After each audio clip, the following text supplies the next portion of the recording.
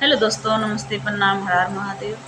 आप सभी का स्वागत है हमारे यूट्यूब चैनल में। आइए, बहुत ही प्यारा चुटकीला नाच गितलाए हैं, आप लोग सुनिएगा। अच्छा लगे तो वीडियो को आगे बढ़ाइएगा, लाइक सब्सक्राइब शेयर जरूर कीजिएगा, प्यारा प्यारा कमेंट करके बताइएगा। आइए सुनाते हैं। हम हूँ अपने नैहर के हो, हम हूँ अपने नैहर के दुलारी मोर बाला मुआ हो। हम हूँ अपने नैहर के दुलारी मोर बाला मुआ हो।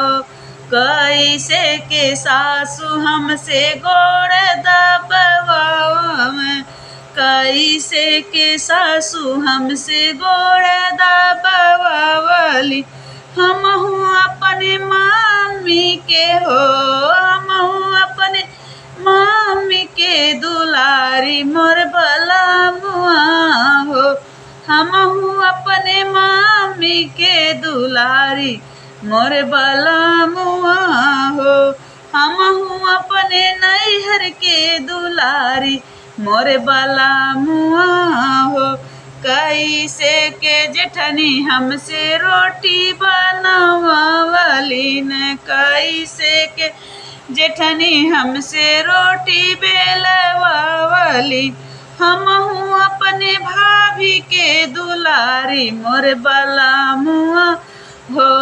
हम हूँ अपने भाभी के दुलारी मोर बाला मुआ हो। हम हूँ अपने नैहर के दुलारी मोर बाला मुआ हो। कैसे के देवरा हो आखिया देखावल, कैसे के देवरा हो आखिया देखावल। हम हूँ अपने भैया के दुलारी मोर बाला मुआ हो। हम हूँ अपने भैया के दुलारी मोर बाला मुआ हो। हम हूँ अपने नैहर के दुलारी मोर बाला मुआ हो।